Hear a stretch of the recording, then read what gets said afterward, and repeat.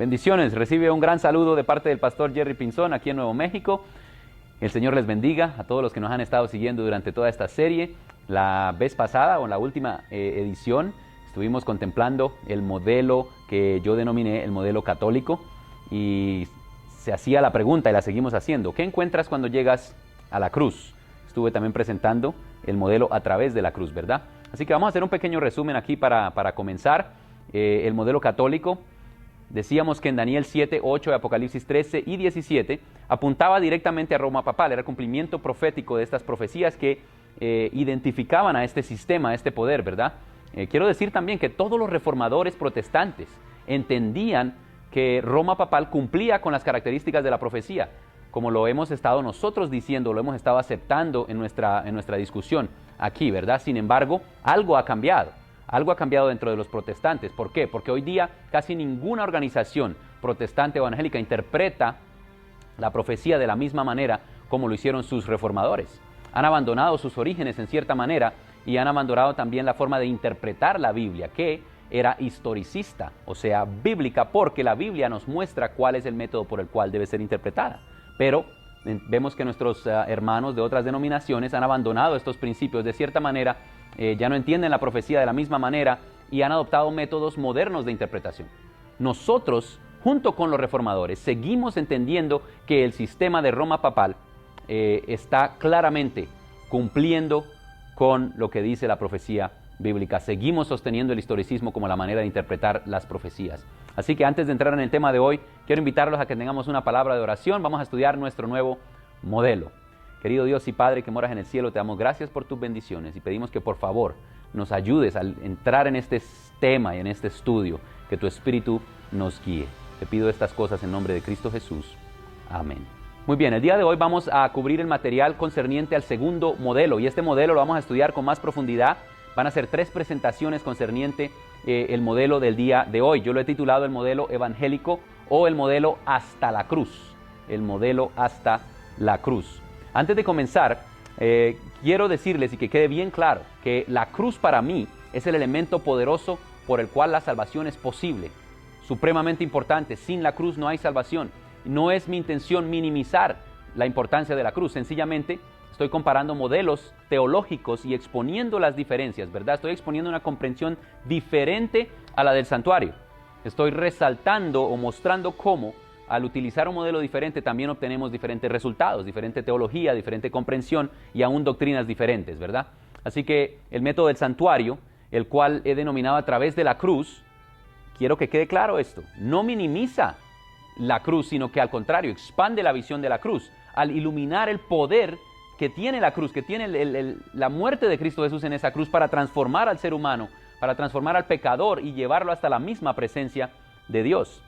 El estudio de este nuevo método comienza con la historia. Vamos a hablar un poco de la historia del reformador. Vamos a hablar de Lutero. Durante la Reforma Protestante, Lutero se levantó contra la doctrina de la salvación como se entendía en ese entonces por la Iglesia Católica. Hubo ciertos temas que fueron la base principal de la protesta, ¿ok?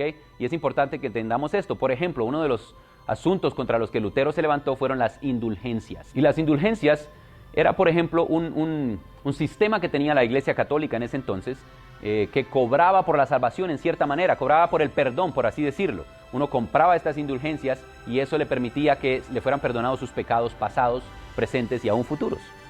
Y es importante que entendamos esto, ¿ok? Porque la revolución, de paso, la revolución de Lutero no era con la intención de comenzar una nueva iglesia. El deseo de Lutero era crear una reforma dentro de su misma iglesia. Él nunca pensó que su movimiento llegaría a crear un nuevo grupo religioso o una nueva denominación, por así decirlo, ¿verdad? Y la revolución realmente transformó la manera como el mundo cristiano entiende la salvación hoy día. Así que fue algo muy importante. Es importante entender que la reforma no era una evaluación de todos los aspectos filosóficos y teológicos del sistema católico. Lo que estoy tratando de decir aquí es eso, que él tenía algo muy específico en lo cual se enfocó y de ahí surgió la reforma protestante, pero sin embargo muchas otras cosas quedaron sin evaluar. Lutero y los reformadores, por ejemplo, no estaban evaluando todas las creencias y prácticas buscando apegarse a la Biblia. Es algo que necesitamos entender. muchas de esas creencias y prácticas estaban profundamente influenciadas por el paganismo, como ya hemos hablado un poco aquí, y de manera particular por la filosofía griega, y vamos a hablar un poco más acerca de esto también. Recordemos que en Apocalipsis 13, cuando se habla de la bestia que sube del mar, que sabemos que es una referencia al sistema papal, se nos dice que la bestia que vi era semejante a un leopardo. Esto es Juan aquí hablando, y dice que era semejante a un leopardo, sus pies como de oso y su boca como boca de león. Y el dragón le dio su poder y su trono y grande autoridad. Apocalipsis 13:2. Entonces sabemos que esta es la misma bestia de la cual se nos habló en Daniel 7. Pero noten aquí que tiene todos los elementos de las otras bestias. El hecho de que los otros reinos se mencionan como parte de esta, nos dice que las creencias o la influencia de estos todavía sigue estando presente en Roma papal. Por eso podemos decir con certeza, no solamente cuando vemos a la historia, pero también cuando vemos la palabra de Dios, que todos estos elementos filosóficos y demás estaban ahí involucrados, ¿verdad?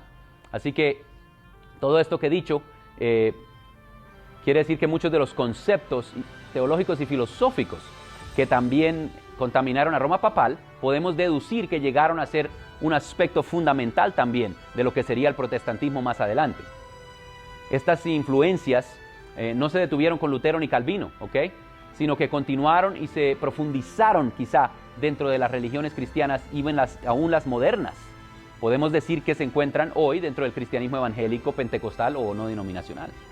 Entonces es importante mencionar que Lutero, aparte de su revolución en lo relacionado con la salvación, también introdujo un concepto que va a ser crítico, fundamental para nosotros. Hoy día lo es.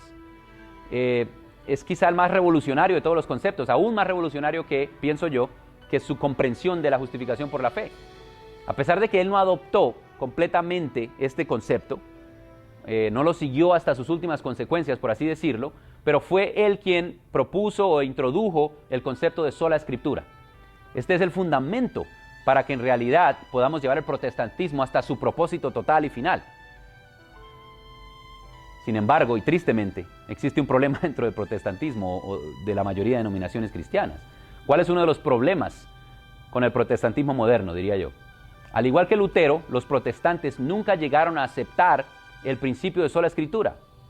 Muchos dicen hacerlo, pero en realidad los grandes teólogos que definen la teología que llega a las iglesias locales se basan en una matriz de interpretación que involucra varias fuentes, o sea, ellos no se basan en la Biblia solamente.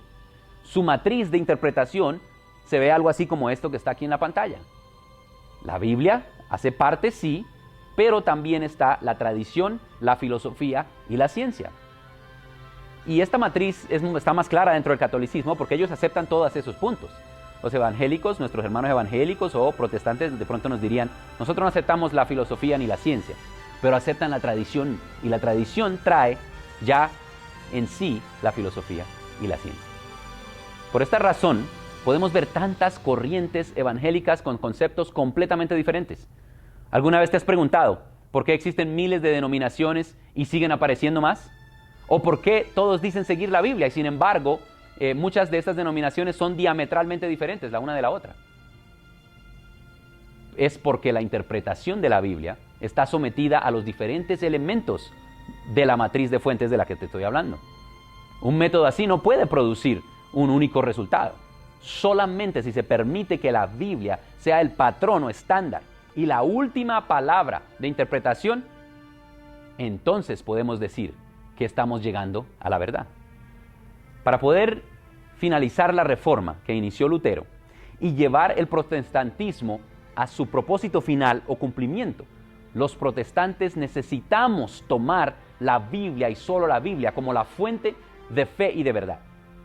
Si hacemos esto, podremos lograr una deconstrucción. Escúchenme bien, una deconstrucción. Yo no estoy hablando de una destrucción, una deconstrucción de las doctrinas que surgieron dentro del catolicismo y que luego se transmitieron al protestantismo hasta nuestros días.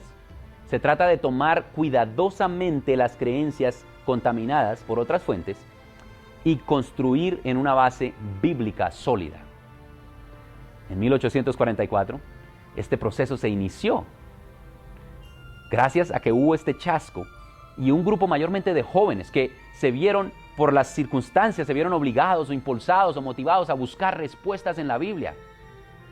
Ellos tenían un sincero deseo de descubrir la verdad, pero no solo la verdad basado en lo que dijera cualquiera, sino en la Biblia y la Biblia sola. Es así como ellos descubren un patrón interpretativo. Lo que yo estaba diciendo es la regla hermenéutica para comprender la Biblia. Es el patrón que la Biblia misma maneja. Esto es el santuario. Este descubrimiento, mis queridos, revolucionó la comprensión de Dios, del ser humano, del cosmos y de la realidad en sí misma. Les permitió entender el plan de la salvación a través de la cruz, que es lo que yo he estado promoviendo. Descubrieron el verdadero papel que desempeña la ley de Dios, la verdad del sábado y todo lo relacionado con su segunda venida, allí en el santuario. Muchas verdades que habían sido enterradas bajo la cubierta de la tradición y de la filosofía surgieron nuevamente a la luz. Era la luz de un amanecer protestante, más reciente. Es importante resaltar que este movimiento estaba comprendido por miembros de denominaciones diferentes, pero que tenían un solo acuerdo en común, la Biblia y la Biblia sola. Noten la diferencia entre lo que pasa entre las denominaciones hoy día. En ese entonces, las denominaciones que habían, de algunas de ellas surgieron estos jóvenes y en vez de haber más separación, hubo unidad sobre la palabra de Dios. En conclusión, mis queridos amigos, mis queridas amigas que me están escuchando, es la revolución del santuario la que nos permite tener una comprensión bíblica de quién es Dios, quién es el hombre y nos enseña acerca de la realidad del mundo en el que estamos viviendo hoy día. Nuestro concepto de quién es Dios afecta todo lo demás. Pero gracias a Dios que en el santuario es donde Dios escoge revelarse a sí mismo. Cuando entendemos este modelo de a través de la cruz, podemos entender a Dios, su plan para tu vida, para la mía, cómo es que Dios diseña un plan para salvarnos. El modelo protestante o evangélico actual, pienso yo que carece de un componente completamente bíblico. Tiene partes bíblicas, pero no es totalmente bíblico el modelo, porque interpreta la Biblia desde una matriz de fuentes. De este modo, lo que hace es someter la Biblia a los otros elementos de la tradición. La tradición, a su vez, viene cargada con filosofía, y es algo que hemos estado diciendo, y lo vamos a seguir apuntando, el asunto de la filosofía griega. Y no solo eso, también viene cargada de cultura, y la filosofía y la cultura son la herencia que hemos recibido del catolicismo, y que sigue presente entre los cristianos evangélicos pentecostales y no denominacionales. Es algo que yo quiero que entiendan. Quizá tú estás diciendo, pastor, yo solo estudio la Biblia sola. Yo estoy hablando de las personas que dirigen tu iglesia, los grandes teólogos que formulan tu teología. Tú tratas de seguir la Biblia probablemente, yo no te estoy juzgando en eso. Pero aún así hay muchas cosas en tu mente que están allí ya preconcebidas y que no te permiten entender la Biblia como la Biblia pide ser entendida. Y te voy a dar un ejemplo bien claro de esto, ¿ok? Uno de los mejores ejemplos que te puedo dar se encuentra en Apocalipsis 1:10. Juan, en Apocalipsis 1:10, dice que la visión del libro de Apocalipsis, él la tuvo estando en el Espíritu en el día del Señor. Si tú tomas la Biblia de Génesis a Apocalipsis, solo la Biblia, dime a qué día se refiere ese día. ¿Qué día sería el cual Juan llamaría el día del Señor? Si tú me dices que es el domingo, te estoy dando el ejemplo más claro de cómo la cultura, como algo que viene fuera de la Biblia, cómo la tradición está influenciando tu manera de leer la Biblia. Porque si lees la Biblia de Génesis, Apocalipsis, no hay ninguna razón para creer que el día del Señor es otro que el día sábado, que fue el día que Él llamó su día. El día del Señor, de acuerdo a todo lo que la Biblia dice, es el sábado, el séptimo día de la semana, sábado. Pero si tú me estás diciendo que debes entender y leer eso y entender domingo, me estás diciendo entonces que lo más importante no es la palabra de Dios, sino una matriz interpretativa que involucra la tradición de los padres de la iglesia y la cultura, que es la que dice que el domingo es el día del Señor. Así que quiero que tengas ese ejemplo presente y haz el estudio tú mismo para ver cómo puede ser posible que con la Biblia se llegue a la conclusión, solo la Biblia, de que el domingo es el día del Señor. Muy bien, así que solo quería darte ese ejemplo para mostrarte algo práctico de cómo funciona, ¿ok? Ahora, hay otro problema, además de la filosofía y todo esto, aún hoy día dentro del cristianismo está ocurriendo algo mucho más grave. Algunos cristianos modernos, y me refiero a evangélicos, no me refiero a los católicos. Los hermanos católicos, ellos han dicho esto ya por años, Pero ahora los evangélicos también están empezando a decir lo mismo. Algunos cristianos modernos incluso han introducido la ciencia a su interpretación, a la matriz de esa que yo te estoy mencionando. Por esta razón encontramos a cristianos que están empezando a creer en la evolución teísta, a decir que Dios utilizó la evolución para crear. También sostienen conceptos diferentes de la sexualidad y de género, entre otros. ¿Qué es lo que está ocurriendo? Están usando la cultura para interpretar la palabra de Dios. Finalmente podemos ver que nuestros hermanos católicos y protestantes comparten conceptos muy similares de quién y cómo es Dios. De la naturaleza del hombre, por ejemplo, de su composición. El ejemplo más claro que podría darte es de que ellos creen que hay un alma inmortal. La existencia del alma inmortal no está en la Biblia. En ninguna parte de la Biblia se dice que el hombre, el ser humano, tiene un alma inmortal. La Biblia dice que el único ser inmortal es Dios. Y sin embargo, los católicos, nuestros hermanos evangélicos y la gran mayoría de religiones del mundo, aún las paganas y el satanismo, creen que existe un alma inmortal. Entonces, podemos ver que existe estas cosas que se comparten, que son claras a nuestros ojos, ¿verdad? No es extraño entonces que en las posiciones también se comparte, estas mismas posiciones de las que yo estoy hablando, también se comparten con las religiones del este y con la filosofía griega, porque ahí es donde tienen su origen. Es más, su origen, para ser sinceros, está en la palabra de Dios, en el libro de Génesis, el capítulo 3, muy claro nos dice que fue la serpiente que habló y empezó a cambiar la naturaleza de Dios, la naturaleza de Eva, del ser humano, y a decir cosas como, por ejemplo, que el ser humano no iba a morir, que había algo inmortal en él. Muy bien, todas estas ideas o conceptos son contrarios al cuadro que presenta la Biblia, claramente, ¿verdad? Todo esto es contrario al Dios del santuario, que es específicamente lo que yo he tratado de resaltar aquí entre nosotros, ¿verdad? Por esta razón yo quiero que nos enfoquemos en este concepto. Son contrarios. El concepto de hasta la cruz y el concepto de a través de la cruz, que es el que estoy presentando durante esta serie de presentaciones, porque creo que es el modelo del santuario. Mis hermanos, vamos a seguir hablando de estos temas. Son complicados, por eso requieren más presentaciones. Quizá estas van a ser un poquito más largas que las otras.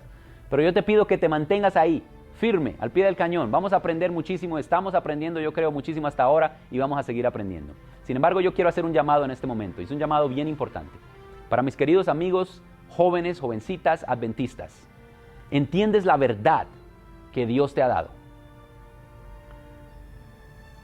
No podemos ver el santuario como una doctrina más, una doctrina polvorienta que casi ni usamos o nos referimos a ella. El santuario es una doctrina especial, y más aún si la contemplamos desde la perspectiva interpretativa.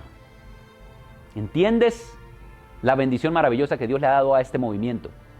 La responsabilidad de ser un movimiento revolucionario, y tú eres llamado para que compartas de esa revolución. Quizá alguna visita ha estado siguiendo estos videos, quizá algún amigo evangélico, algún hermano cristiano también de otra denominación. Yo solo quiero hacerte un par de preguntas. Si pudieras identificar que alguna doctrina que sigues, que has creído siempre, pero te das cuenta que está más basada en la tradición o la cultura que en la Biblia, ¿estarías dispuesto a someter tu voluntad a Dios como está en su palabra? En otras palabras, ¿crees en el principio de sola escritura? Si pudieras identificar que en realidad has comprendido cosas basado en una matriz diferente a la que Dios quería que tú tuvieras, ¿estarías dispuesto a seguir la palabra de Dios? Yo quiero invitarte para que aceptes la Biblia y la Biblia solamente. Que nuestra cultura se informe por la Biblia, que nuestra ciencia se informe por la Biblia, que nuestra filosofía incluso se informe por la Biblia. O sea, que nuestra filosofía sea una filosofía bíblica. Yo no estoy hablando en contra de la filosofía en general, porque la Biblia tiene su propia filosofía, pero queremos que la Biblia sea la que nos enseñe e interprete nuestra realidad. Mis queridos, muchas gracias por poner atención, muchas gracias por estar aquí conmigo, muchas gracias por apoyar este esfuerzo. Quiero invitarte para que sigas compartiendo los videos, los enlaces, que nos sigas apoyando.